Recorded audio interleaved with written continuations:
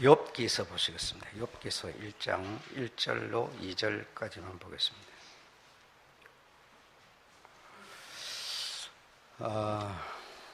욥기서 1장 1절로 3절까지 보겠습니다. 3절까지.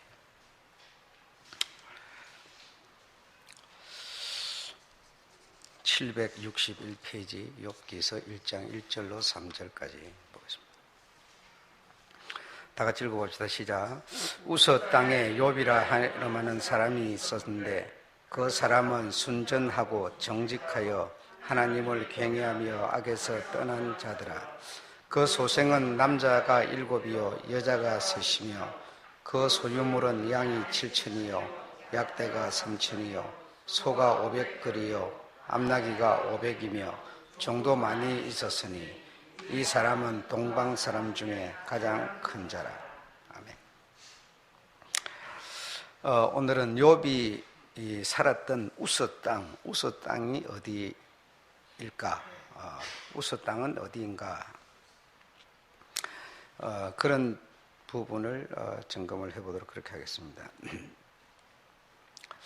우서 땅 하니까 우서 땅이 어디인지 성경은 정확하게 밝혀놓고 있지 않습니다. 그래서 여기 보니까 동방 사람 중에 가장 큰 자라 그랬습니다. 그래서 동방인 것은 틀림없는 것 같고 그가 또 하나님을 경외하는 사람으로 또 악에서 떠난 사람으로 그의 믿음은 순전하고 정직하고 하나님을 경외하는 그런 사람이었다라고 볼 수가 있습니다.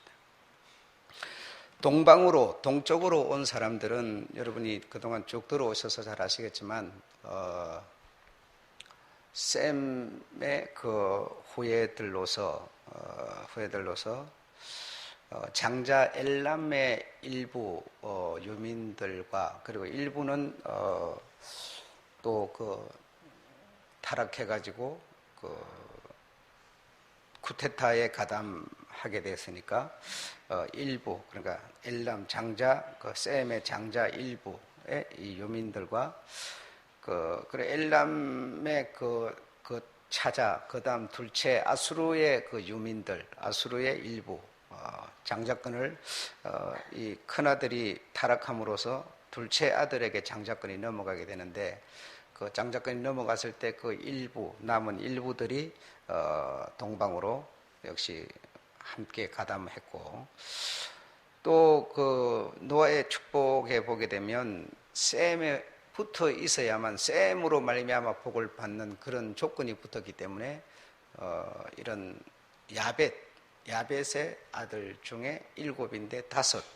아들과 5 아들의 후손들과 또 니므롯에 가담하지 않았던 함의 아들 구스의 큰아들 구스의 어떤 후손과 구스와 그의 후손들 이렇게 해서 이 동방으로 이주해온 민족이 꽤나 많았습니다.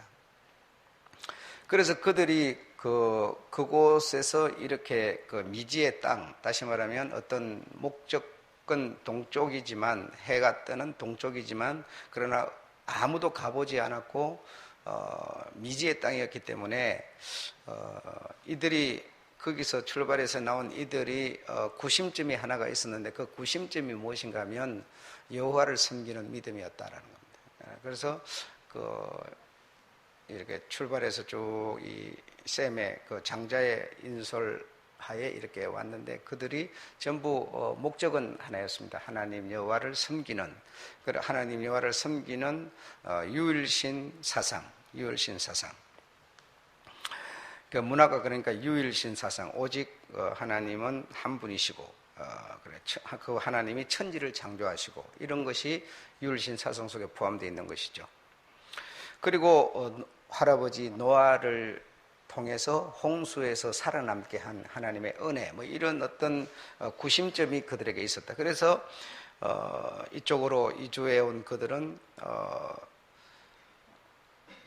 천사의 인도를 따라서 천사는 그래서 날개가 달려있는 것으로 이해를 했다. 그래서 하나님도 날개가 있어서 그 날개로 모든 세상을 이렇게 깃으로 덮을 수 있는 이런 어떤 날개, 어떤 세해 문화, 세해 국가 그런 것을 지난 시간에 말씀드렸죠.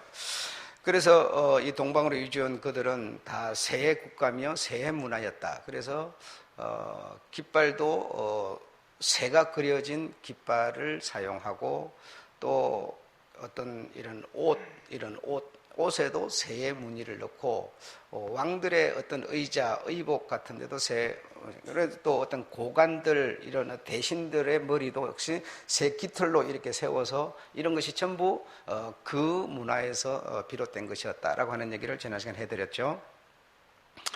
그래서 그 고관이라든지 왕이라든지 이런 사람들은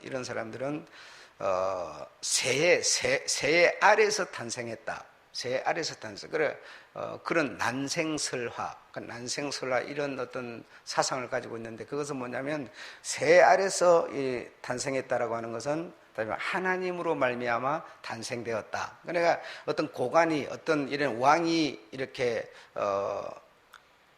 나라를 통치하게 되면 그 왕은 하나님이 하늘에서 내신 거다. 이런 사상을 갖고 있었다 이 말이죠. 그래서 그것이 새 아래에서 다시 말해 하나님 사상에서 온 인물이다. 또는 뭐 장군이다. 이렇게 그 이해를 하고 그런 문화를 가지고 살았다 이겁니다. 그런데 욥이 살았던 우스라고 하는 요 이름이 지난주에 말씀드렸지만 이 러시아, 중앙아시아, 시베리아, 몽고, 만주 이 어떤 한반도 요 일대에 우스라고 하는 이름이 광범위하게 퍼져 있다. 광범위하게 퍼져 있기 때문에 지금 어디다라고 꼭 정확하게 말할 수는 없지만 그러나 이 하나님 여호와를 섬기는 구심점에 이 믿음을 가진 자들이 와서 사는 이곳 전체에 우스라고 하는 이름이 광범위하게 퍼져 있었다라는 겁니다. 그렇기 때문에 이 욥이 그 어떤 땅에 살았다는 건지 알 수 없습니다. 그래서 욥은 언제 때 사람이냐 하면 학자들은 말하기를 아브람 때와 맞먹는 시절의 사람이지 않느냐 이렇게 보는 견해도 있습니다. 또 아브람보다 조금 더 앞선 인물이었다. 아브람보다 조금 더 시대적으로 앞선 인물이었다. 이렇게 보는 학자들도 있습니다. 왜 그런가 하면 창세기 10장 22절로 23절에 보게 되면 셈의 손자 중에 하나가 우스가 있습니다. 그러니까 그 이름 등장으로 봐서 아브람 때보다는 조금 역사적으로 앞서 있다라고 하는 것을 볼 수가 있습니다. 그래서 좀 아브람 때보다도 앞선 사람이다. 이렇게 보는 그런 학자들도 있습니다. 자, 그래서 이 욥이라고 하는 이 사람이 실제 인물인지도 정확하게 알 수가 없습니다. 알 수가 없지만 그러나 오늘 성경을 볼 때 우스 땅에 이 사람이 어떠한 사람이었으며 이 동방의 어떤 큰 사람이었다라고 볼 때 어떤 모형적으로 말한 것 같지는 않고 실제적인 인물이었고 실제적인 어떤 그 지역에서 살았던 사람이다라고 이해를 할 수가 있습니다. 그래서 하나님의 계시를 모형적으로 보여주기 위해서 선택된 인물이었다 해서 이 욥을 우리 특히 이 러시아, 중앙아시아, 이 몽고, 이 중국, 하면서 이 한국을 모형으로 보여주는 인물이었다. 이렇게 보는 학자들도 많이 있습니다. 그래서 세계적으로 보면 이스라엘이 가장 많은 고난을 당했고, 그다음 우리 한민족이 가장 고난을 많이 당했는데, 그래서 이 이스라엘, 이 유대 민족의 조상은 누구인가 하면 누구죠? 아브람이죠. 아브람이 되는 거고, 요 동방으로 이주해 온 요 혈통 가운데서 가장 믿음의 선조는 욥이었다. 이렇게 보는 학자들도 많이 있습니다. 그래서 유대 민족 중에서 이스라엘이 많은 고난을 이렇게 당한 것은 우리가 성경을 통해서 이렇게 기록이 많이 있으니까 이렇게 이해를 하고, 우리 한국 민족이 고난 당하는 요것을 욥이라고 하는 사람으로 표현하고 있는 것이다. 이렇게 보는 사람도 많이 있습니다.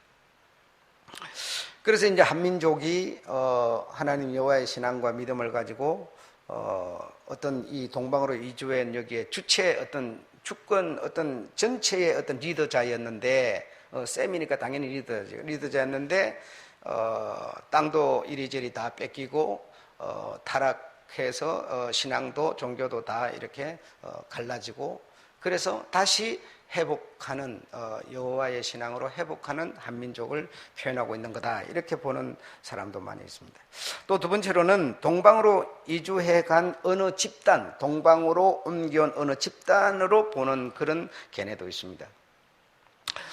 자, 그런데 욥이라고 하는 이름의 그 원형, 이름의 원형이 이 셈족 중에서 두 가지 언어를 썼는데 수메르어와 아카드어라고 하는, 다시 말하면 바벨탑 문화가, 바벨탑이 세워지기 전에 어떤 문화를 썼는가 하면 수메르어와 아카드어를 썼다 이 말이죠. 그 사람들이 이 두 언어를 썼는데 그렇다고 소리가 다르지는 않지만 그래도 어떤 이 하나님을 열심히 충실하게 섬기는 충신, 장수라고 그랬죠. 아카르다라는 사람은. 그래서 요 사람을 중심해서 요 언어와 수메르어를 썼는데, 이 수메르어에서 이 욥이라고 하는 이름의 원형이 무엇인가 하면 아얍입니다. 아얍. 그래서 아는 아바, 아버지, 얍은 어디라는 뜻입니다. 그래서 하나님은 어디 계시니까, 이런 뜻이죠. 하나님은 어디 계시냐, 하나님은 어디 계십니까, 이런 뜻이 됩니다. 그래, 이 야곱의 뜻이 하나님은 어디 계십니까 라고 하는 뜻이에요. 그래서 이 욥이 성경에 지금 욥이라고 되어 있지만 이런 언어가 발달하기 전에 이 욥의 이름이 아얍이었다 이 말이죠. 아얍. 그래서 아얍은 아바, 어디, 하나님이 어디 계시나이까, 이런 이름이었다 이겁니다. 그래서 하나님은 어디 계시나이까 라고 하는 것은 단식 소리죠. 하나님과 교제가 잘 되고 관계가 좋으면 하나님이 어디 계시나이까 이런 말을 할 리가 없죠. 그래서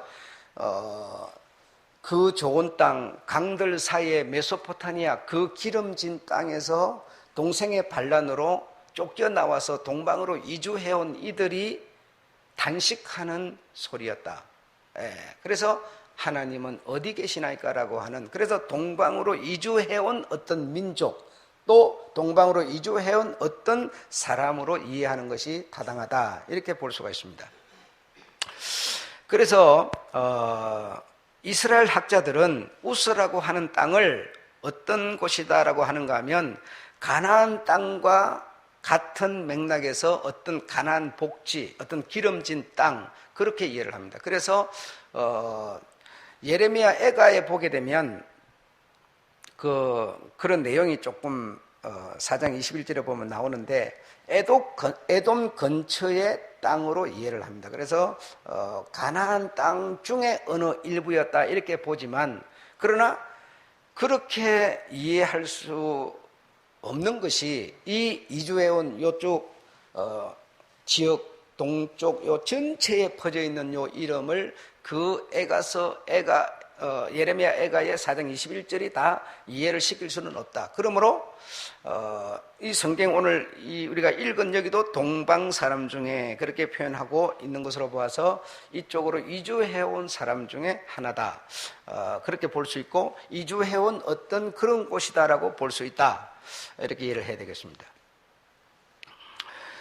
그래서 우스라고 하는, 다시 말하면 이 수메르어와 아카드어가 사용되고 아얍이라고 하는 요 이름, 욥이라고 하는 것은 이제 언어가 발달되고 나서의 이름이고, 그 발달되기 전의 이름이 아얍이었으니까 아얍의 뜻이 하나님은 어디 계시나이까, 이런 뜻이지만, 그러나 이 아얍, 그런 이름을 가지고 살았던 이 사람의 욥이라고 하는 사람이 우스 땅에 살았다. 우스라고 하는 뜻이 뭐냐? 우스라고 하는 뜻이 뭐냐?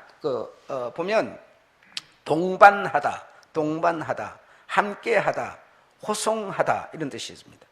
그 다음에 두 번째로는 새로운 땅, 처녀지, 수주분, 이런 뜻을 갖고 있습니다. 그래서 처녀지, 수주분, 새로운 땅. 세 번째로는 우스라고 하는 이 의미가 약속, 허락이라고 하는 뜻을 갖고 있다. 그래서 우스라고 하는 내용에 이런 8가지의 의미가 담겨 있는데, 이 8가지를 종합을 해보면 무슨 말로 종합이 되느냐? 천사가 인도해준 새로운 땅, 이렇게 됩니다. 천사가 인도해준 새로운 땅. 그러니까 이곳은 역시 동방으로 아무도 살지 않는 이곳에 이주해온 지금 앞에서 얘기된 요런 사람들이 이주해온 새로운 땅, 천사, 날개를 가진 천사가 인도해준, 그래, 오다가 여기가 여러분 무슨 1, 2km가 아니죠. 여러분, 러시아 모스크바 중심에서 우랄 지역, 우랄 산맥 마지막 지역까지가 2200km예요. 그 지방 안에서만 해도 2200km, 그 우랄 산맥을 넘어서 러시아로 와서 만주, 온 인도로 다 사람이 퍼졌는데, 이게 무슨 하루아침에 며칠 만에 올 수 있는 거리가 아니죠. 그래서 오다가 중간에서 죽고, 중간에서 태어나고, 이런 식으로, 도착해, 그러니까 하루 이틀에 되는 얘기들이 아니죠. 그래서 이것을 그냥 우리가 가고 싶다고 이렇게 가는 게 아니라, 하나님의 그 백성들을 아브라함을 통해서 인도해가지고 가나안 땅을 가게 하는 그게 하나님이 아브라함에게 말씀하여 가라사대 이러지만 다 천사가 인도한 것이죠. 천사가 인도해서 가나안 땅을 가도록 하는 것처럼 여기 이 동방으로 이주한 이것도 사실은 전부 여호와를 섬기는 그런 신앙의 어떤 사람들이기 때문에 천사, 날개를 가진 천사가 인도해 준 새로운 땅, 이렇게 이 우스라고 하는 이름의 전체적인 뜻을 다 모아서 종합을 하면 바로 그런 의미가 된다. 천사, 날개를 가진 천사가 인도해 준 새로운 땅이다. 이렇게 종합하면 이해가 되는 거다 이겁니다. 그래서 러시아에서 우스라고 하는 요 지명을 러시아에서는 우스터 이렇게 표현을 하는데, 그 우스터는 빈 땅, 입구라는 뜻이에요.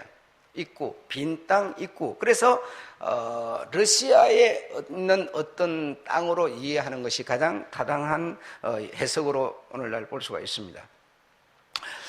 자, 그런데 그래서 동쪽 나라 어떤 전체를 말하는지 어떤 특정 지역에 있는 어떤 땅인지 또 한민족을 빗대어서 하는 이 우서로 표현한 건지 알 수 없지만 어디라 딱 알 수 없지만 그러나 이 우서 요 두 이름을 이 학자들이 이렇게 연구를 하고 종합을 해본 결과 동쪽의 어느 땅이었다라고 하는 것은 동쪽의 땅이었고 동쪽에 이렇게 이주해온 어떤 사람이었다라고 하는 것은 거의 확실하다 이렇게 볼 수가 있겠습니다. 그리고 시대적으로는 아브라함보다 좀 앞섰거나 아브라함 때 사람이거나 이렇게 볼 수가 있다.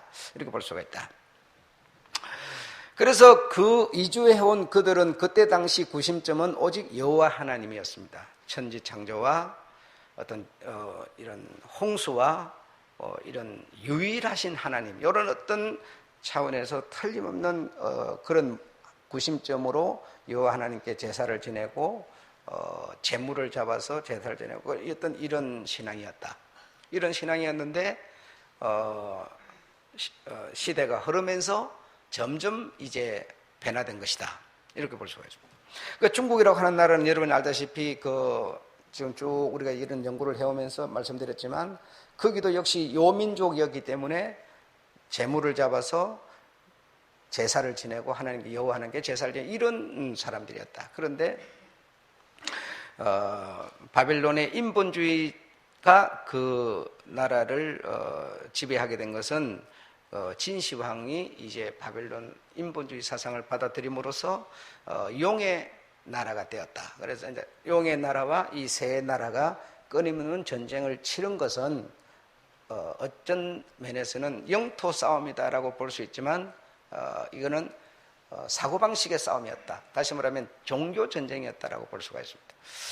그러나 한국이라고 하는 나라도 다 이 유일하신 하나님 여호와를 섬기는 그런 신앙을 갖고 있는 그런 사람들이었고 그런 나라였지만 불성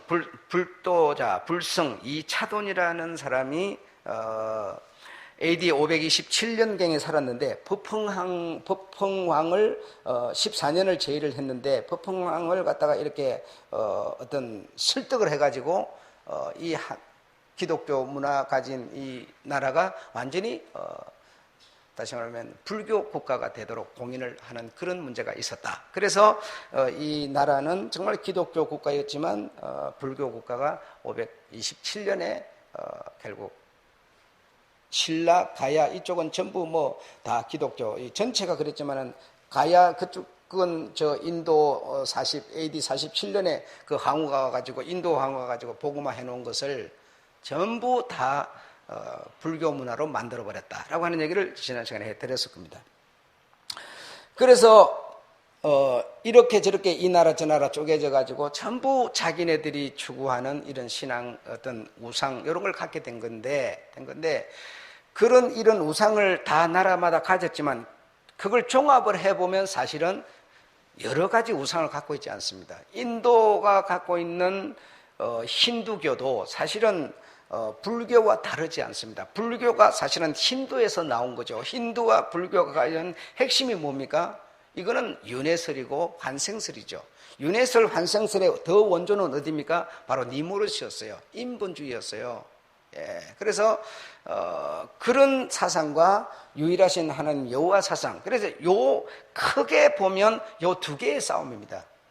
예, 그래서 불교가 가지고 있는 인본주의가 가지고 있는 내가 잘하면 다시 뭐 다음에 뭐 사람으로 또 어떤 이렇게 태어나고 하는 이런 어떤 윤회 이런 사상과 유일하신 우리 기독교는 뭡니까? 사람으로 또 태어나는 게 아니에요.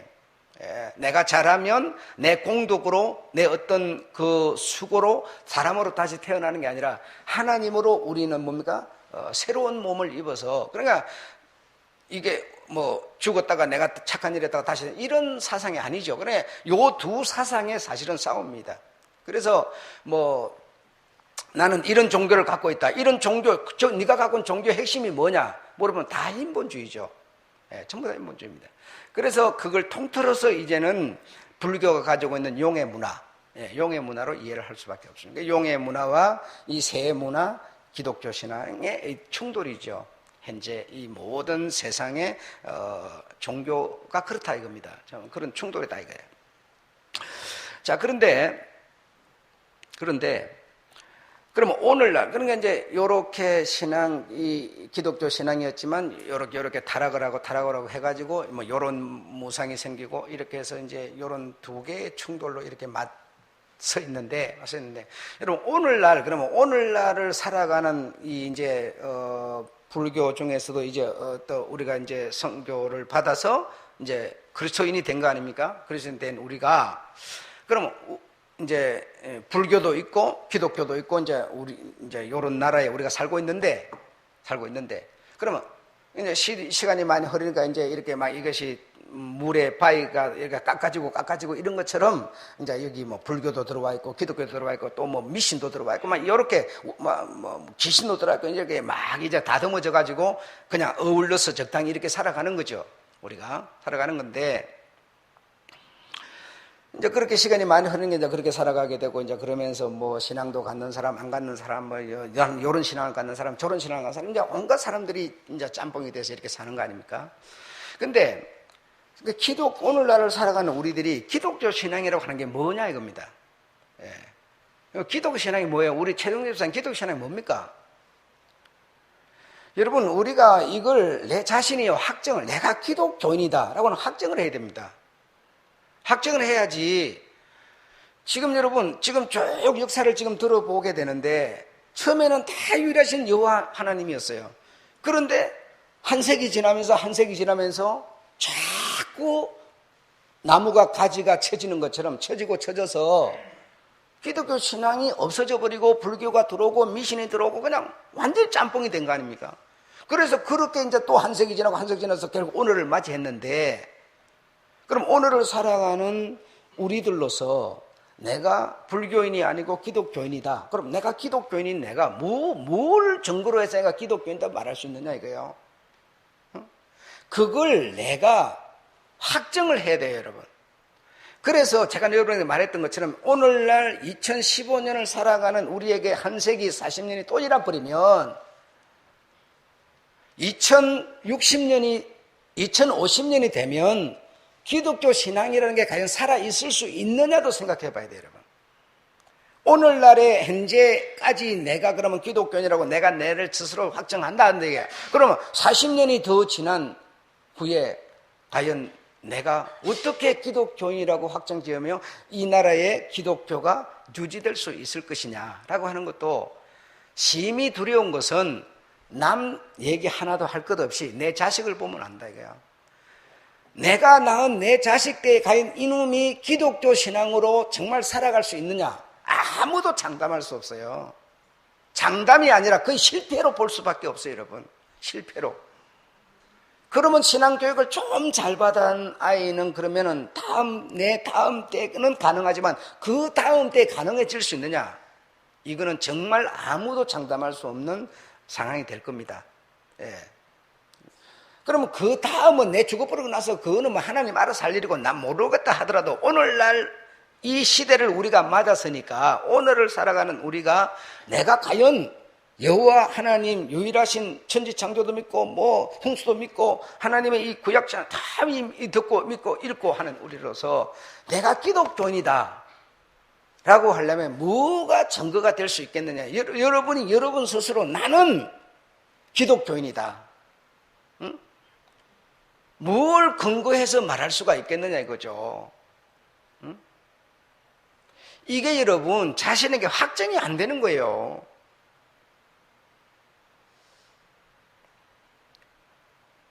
우리가 이런 거 생각을 안 해보는 거죠. 정말 난감한 일이 아닐 수가 없습니다. 난감한 일이 아닐 수가 없어요.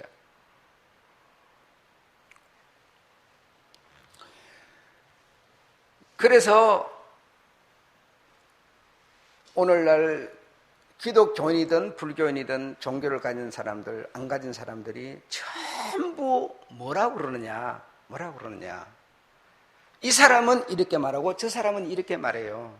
어떤 구심점이 없고 해답이 없는 거예요. 같은 기독교를 다니고 기독교를 믿고 하나님을 믿는 이 교회, 각 교회들이 많이 있잖아요. 각 교회들이 있는데 그 교회 성도들이 하는 말이 다 달라요. 같지를 않아요, 여러분.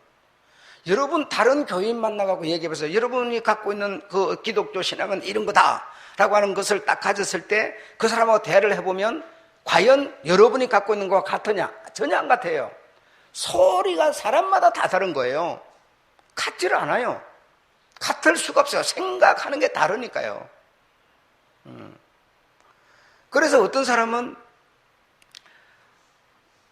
운동하는 것도 안 된다. 어떤 사람은 운동해가지고 건강해서 더 주님의 일을 잘할 수도 있는 거 아니냐. 어떤 게 여러분의 해답입니까? 운동할 시간에 기도하고 운동할 시간에 성경 읽어야지 왜 운동을 하냐. 어떤 사람은 운동을 해야 이 사람은 건강해가지고 이것도 저것도 잘하는 거지. 여러분 이 둘 중에 어떤 것이 옳냐고요? 응? 여러분 온갖 소리를 전부 자기가 생각하는 차원에서 그냥 얘기를 하는 거예요. 결론이 없어요. 결론이 여러분. 여러분은 그러면 다른 사람을 만나면 기독교를 뭐로 표현합니까? 여러분도 기독교니까 뭐 기독교가 이런 거다 하면서 표현할 수 있어야 될 거 아니에요. 응? 그래 너무 맹목적으로 그냥 이렇게 살지 말고 여러분 내가 기독교인이면 기독교는 최소한 이런 거다 라고 말할 수 있는 뭐가 있어야 되는 거죠. 최소한 기준은 갖고 있어야 되는 거죠. 아무런 기준이 없어요. 그러니까 이렇게 말하는 사람 저렇게 말하는 사람 완전히 혼란스러운 거죠. 응? 그냥 교회만 복 받는다?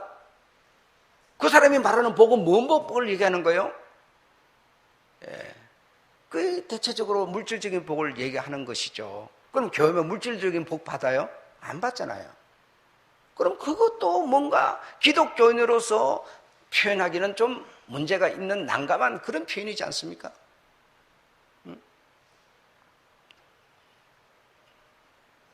최소한 내가 기독교인이면 여러분 기독교인은 최소한도 이런 것이다 이렇게 해야 한다라고 하는 남들이 그리 하든 안 하든 최소한 내가 기독교인이면 이런 거야 하고 할 수 있는 그런 어떤 중심은 갖고 기본은 갖고 있어야 된다. 기본은. 그래서 성경을 이제 이게 요약을 하면 이렇게 됩니다. 성도는 좋은 교회를 만나는 것이 가장 축복이다. 그리고 좋은 교회라고 하는 거는 그러면 뭐가 좋은 교회냐? 수련회를 가는 교회냐? 안 가는 교회냐? 교회하면 드럼이 있고 파이프 오르간이 있고 그게 좋은 교회입니까? 좋은 교회가 뭐예요? 그런 것도 우리는 분명치 않은 거예요, 지금. 그래서 성도는 좋은 교회를 만나는 것이 가장 복인데, 좋은 교회는 뭐냐? 그 교회에 진리가 있는 교회다 이겁니다. 진리가 있는 교회다. 진리가 있는 교회가 오르간이 있든 무슨 강대상이 있든 없든 그게 중요한 게 아니라, 나무로 지었던 콘크리트 지은 그 크고 적고의 문제가 아니라 좋은 교회는 진리가 살아있는 곳이다. 그래서 성도는 진리가 살아있는 곳을 만나는 것이 가장 행복한 것이다. 가장 복된, 그게 바로 축복이다라고 하는 것을 이해를 하셔야 되고요. 그럼 목사는 어떤 사람이 되어야 되느냐? 다시 말해 인본주의, 저 어떤 불교, 힌두교 이런 어떤 사상이 아닌 진리를 중심해서 진리를 볼 수 있는 목사가 되어야 됩니다. 이것이 두 개가 가장 중요한 거고. 그런데 안타깝게도 사실 80%는 전부 성도 비유 맞추는 인본주의 설교를 하고 있다라고 하는 것은 절대로 이거는 변명할 수가 없는 상황입니다. 오늘날 상황이 그렇습니다. 그 최소한도 한 20%는 정말 성경을 중심해서 이 진리를 전하는 그런 상황이고, 나머지 80%는 거의 인본주의입니다. 인본주의. 요런 것을 여러분이 볼 수 있고 들을 수 있고 확정할 수 있는, 어떤 분별할 수 있는 최소한의 능력은 여러분이 갖춰야 되는데, 내가 그게 안 된다는 거죠. 그게 안 돼. 그러니 내가 기독교인이다라고 말을 못하는 거예요. 말을 못하는 거예요. 사람들끼리 얘기를 해보면 뭐 이놈은 이렇게 저놈은 저놈은 뭐 이렇게 하니까 뭐가 옳고 그런지도 모르겠고 그렇게 되는 거예요 지금. 기독교인이 되려면 여러분 최소한 두 가지의 자격을 갖춰야 돼요. 두 가지의 자격을 갖춰야 되는데 그 두 가지 중에 하나만 가지면 그거는 기독교인으로서 자격에서 탈락이에요. 두 가지의 자격을 가져야 돼. 두 가지가 뭐냐? 하나님이 베푸신, 첫 번째로는 하나님이 내게 베푸신 은혜가 내게 있어야 됩니다. 은혜가 여러분. 누가 뭐래도 하나님이 내게 은혜 베푸신 은총을 가진 사람이어야 돼요, 여러분. 응? 그래서 여러분 스스로 생각해요. 하나님이 내게 은혜 베푸셔서 내가 하나님의 은혜라고 하는 것이 내 영혼에 정말 있느냐라고 하는 것을 여러분 생각해 보셔야 되고요. 두 번째로는 율법을 가져야 됩니다. 율법이 없는 사람이 은혜만 가졌습니다. 이 사람은 프로를 보면 50%는 되지만 근데 그 50%짜리를 주님이 어떻게 평가를 하셨느냐? 당신에게서 내쳤어요. 이게 문제였어요. 성경에 보면 이 구약은 법이고 신약은 은혜인데 그래 구약과 신약을 내가 가지고 있어야 돼. 그래서 구약이 종합적으로 말하는 내가 은혜를 받은 사람이어야 되고요. 어떤 법 때문에 저를 용서하는 게 아니고 여러분 은혜 때문에 용서할 수 있는 능력을 가진 사람이에요. 이게 은혜를 가진 사람입니다. 이해하시겠습니까? 내가 이거 용서해주면 내게 돌아올 대가가 더 크지 싶어서 용서해주는 것은 여러분 아무 의미가 없고 정말 그냥 내게 어떤 유익이 안 들어오더라도 하나님이 내게 베푼 은혜와 사랑 때문에 내가 저를 용서하고 사랑할 수 있는 어떤 이런 힘이 있는 사람이 은혜를 가진 사람이에요. 은혜를 가진 사람. 그런데 주님이 그들을 내친 걸 보니까 왜 내쳤습니까? 분명히 법은 가졌는데 이 법을 가진 이 사람들이 뭘 못 가졌습니까? 은혜를 못 가졌었어요. 사랑도 없었고 인내함도 없었고 너그러움도 없었어요. 그래서 그들을 내쳐버렸어요, 여러분. 그런데 이들은 뭘 가졌습니까? 법이라고 하는 안식일을 지키는 것, 11조를 드리는 것 철저히 하고 있었어요. 그런데 하나님이 그들을 내쳤어요, 주님께서. 그들이 50%짜리가 정말 당신에게 합당한 사람이었다면 내칠 이유가 없는 거죠, 여러분. 그렇지 않습니까? 그럼 내가 기독교인이다라고 내가 말하려면 뭘 가져야 되냐? 은혜와 법을 가져야 돼요. 그런데 대체적으로 성도들이 은혜는 가졌다고 그래요. 은혜는 가졌다고 그러고 또 대체적으로 성도들이 법을 가졌다고 그래요. 그 법이 뭡니까? 오늘날 주일을 지키는 거죠. 주일을 나오면 11조를 드리는 거죠. 이런 어떤 봉사를 하고 전도를 하고 이게 뭡니까? 전부 다 법이에요. 하나님이 말씀하신 계명이에요, 여러분. 그러니까 이걸 하는 이 사람이 자기가 기독교인이다 이렇게 하는 그건 다시 말하면 이 50%도 같이 가져야 돼요, 여러분. 같이 가져야 돼. 그래서 그걸 여러분이 스스로 확정을 해야 된다 이 말이죠. 나는 이런 은혜를 나는 갖고 있어. 그 은혜를 갖고 있음과 동시에 나는 주님의 법도 지키고 있어. 요렇게 요 구약과 신약이 내게 있는 사람이 기독교인이다 이 말입니다. 기독교인. 그래서 여러분은 정말 내가 은혜와 이 계명을 정말 가지고 있는 사람이냐? 갖고 있다면 이것을 우리는 말할 수 있으셔야 돼요. 확정이라는 것은 내 자신이 스스로 인정도 하지만 이걸 말할 수 있어야 되는 겁니다. 그래서 여러분, 교회를 잘 안 나오는 사람은 뭐라 그러는 거 아니? 난 은혜를 가졌어. 내가 교회에서 안 나와도 내가 집에 밥 먹으면서 기도하고 다 은혜 가졌기 때문에 하나님 믿고 이런다고 그래요. 그건 전부 다 안 되는 거예요. 네가 하나님의 은혜를 가졌으면 뭡니까? 은혜 가진 사람이 어떻게 계명을 멀리할 수가 있어요? 멀리할 수가 없어요, 절대적으로. 이거는. 그래서 이 계명이라는 게 이 은혜의 힘으로 계명이 나와줘야 돼요. 그게 온전한 기독교인이에요, 여러분. 근데 은혜는 전혀 없으면서 내가 주일날 교회 나오니까 11조 드리니까 기독교인이다. 이것도 아니에요. 이것도 아니에요. 그런데 여러분, 은혜라는 것이 우리에게 먼저 오는 게 아니고 사실은 법이라는 게 우리를 먼저 찾아오는 겁니다. 순서를 보면 또 그렇게 돼 있어요. 법이라는 계명이라는 것을 내가 은혜는 뭔지 모르지만 하나님이 시키신 그 뜻 계명 율법을 내가 쫓아갔더니 거기서 뭡니까? 은혜라는 것이 내게 오게 돼 있어요. 순서는 그렇게 가는 겁니다.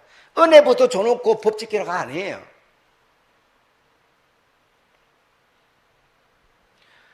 여러분 보십시오. 아이가 태어났는데요. 엄마가 아이한테 그냥 젖을 물리는 거예요. 그게 뭐예요? 그게 법이에요. 아이가 스스로 챙겨 먹을 수가 없잖아요. 그러니까 아이에게 젖을 물리는 거예요. 젖을 물리니까 이 젖의 고마움과 감사함을 아이가 그걸 쭉쭉 빨아먹으면서 느끼는 거예요. 이런 것처럼 사람들이 주님 앞에 이 계명을 따라서 나오는 것이 우선이 돼야 됩니다. 이게 될지가 이런 자에게 하나님의 은혜를 베푸는 거예요. 은혜를 성경 속에 받은 사람을 봐보세요. 바울에게 은혜가 먼저 왔습니까? 율법이 먼저 왔습니까? 법이 먼저 왔죠. 그런데 법이 먼저 와서 법을 철저히 지키는 그 사람에게 은혜가 찾아와요. 은혜가 찾아와요. 우리는 여러분 처음에 은혜가 뭔지 모르고 그냥 교회에 나오면 뭐 이렇게 하라 저렇게 하라 이거 하다 보니까 뭐죠? 은혜라는 것을 우리를 찾아오게 돼 있어요. 젖을 물려주면 안 물려주면 아이가 스스로 젖을 먹을 수 없어요. 죽어버려요 그냥. 그러니까 물려주면 그 맛있는 젖을 빨아먹으면서 행복감을 느끼는 거예요. 예. 그래서 가장 그 기독교인이라고는 하지만 실패할 수 있는 사람이 누구냐? 계명을 멀리하는 사람입니다. 멀리하는 사람. 그럼 계명이라는 거는 오늘날 계명이라는 게 그러면 뭐겠습니까요? 바로 계명이 시작되면서 처음에 말한 것이 안식일을 거룩하게 구별하여 지키라였어요.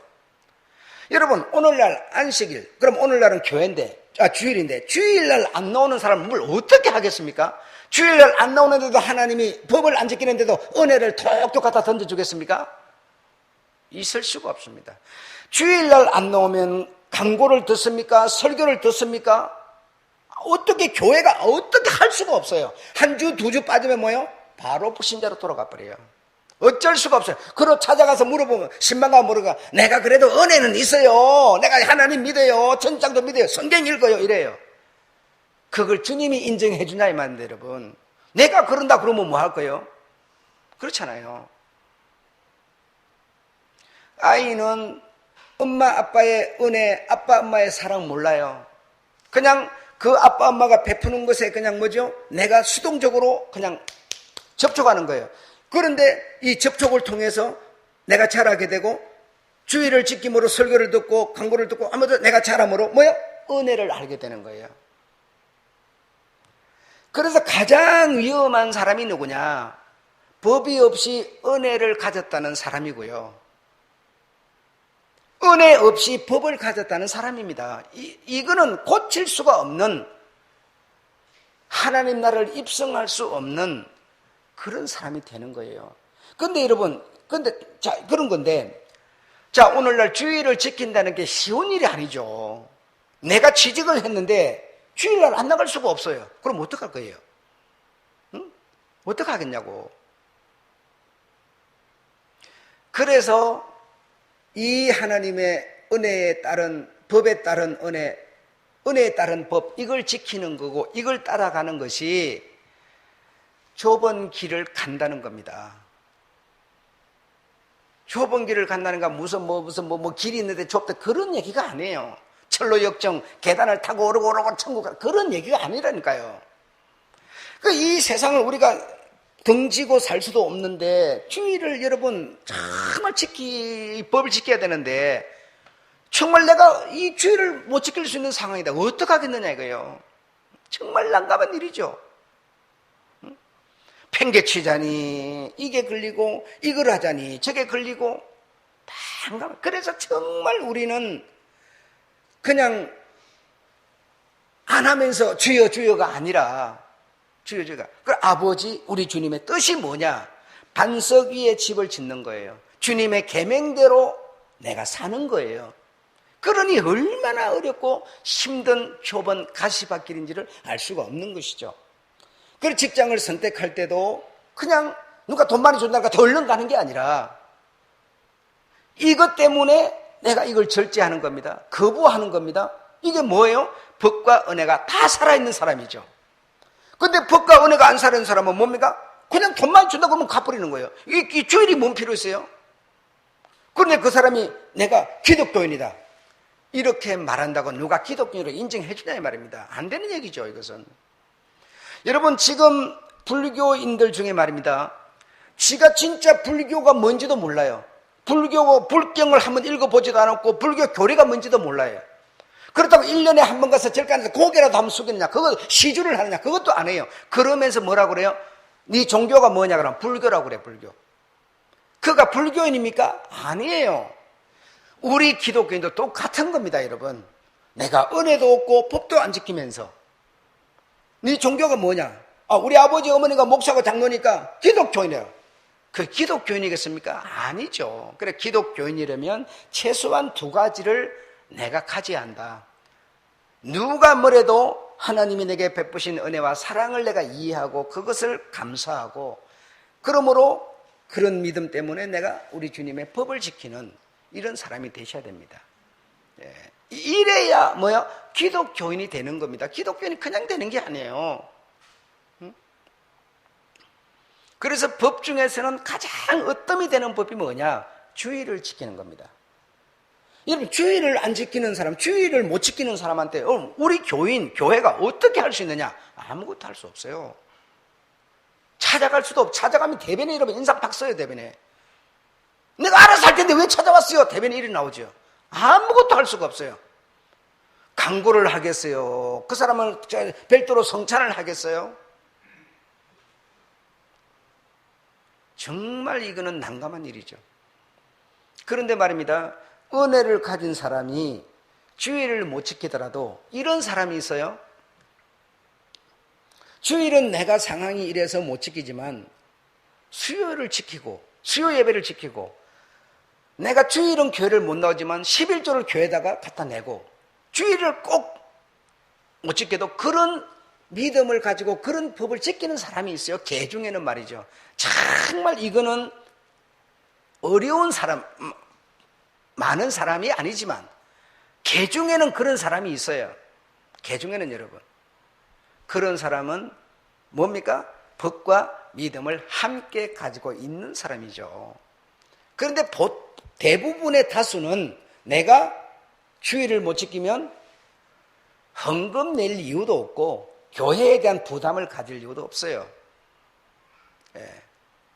그러니 그 사람은 믿음도 법도 없는 사람으로 이해할 수밖에 없는 것이죠. 주님도 그렇게 보는 겁니다. 그래서 여러분, 이 땅에서 목사나 장로나 권사나 이런 어떤 중직들에게 인정을 받아야만 하나님도 인정한다는 겁니다. 그냥 땅에 있는 이 멤버들을 갖다 다 제쳐버리고 하나님이 알아서 절대로 아니다는 거죠. 예. 그래서 내가 기독교인으로 끝까지 살아남는 방법은 율법과 복음을 갖는 것이다. 예. 은혜와 다시 믿음과 계명을 갖는 것이다 라고 하는 것을 우리가 지배할 수 있다. 그래서 이것이 내게서 살아서 이행되고 있을 때 나는 기독교인이다. 여호와 유일하신 하나님 여호와의 신앙이고 셈이 바로 우리의 조상이 되는 거고 셈 위에 노아 위에 뭐요? 아담 위에 누가요? 하나님이 우리의 조상이 되는 그 계통을 밟게 되는 것이다 이겁니다. 그냥 말만 한다고 되는 게 아니다 이거는. 그 연줄에서 우리가 묶여 있어야 된다 이 말이에요. 그 위에 사람이 뭘 했느냐? 요 두 가지를 했다니까요. 요 두 가지를 한 요 사람이 요 위에가 뭐야? 전부 요거 하던 사람들이에요. 그럼 오늘을 살아가는 이 문화 물질 문명이 엄청나게 발달했더라도 오늘을 사는 우리가 이거 두 개에 달려 있어야 된다 이 말입니다. 그래야 내가 오늘 우리가 이거 시작하면서 셈의 하나님을 찬송하라 그랬죠. 예. 우리가 이 줄기에 묶여 있어야 이 줄기 위에 올라가 보니까 누가 나옵니까? 예수가 나오죠. 예. 다윗이 나오고 아브라함이 나오고 해서 결국 우리 줄기가 하나님과 꼭 연줄이 다 있는 이 줄기가 되는 거예요. 이것이 기독교인이다. 이것이 여러분 자기 생각대로 막 주장하는 이게 아니다니까요. 은혜와 율법, 믿음과 계명 이것 두 개를 가지고 이것 두 개에 의해서 우리의 생을 스케줄하고 이것에 의해서 우리가 반석으로 삼고 우리가 살아가고 계획하고 목표하고 살아가는 이런 사람이 기독교인이다라는 것을 이해하시기 바랍니다. 예. 자, 마치겠습니다.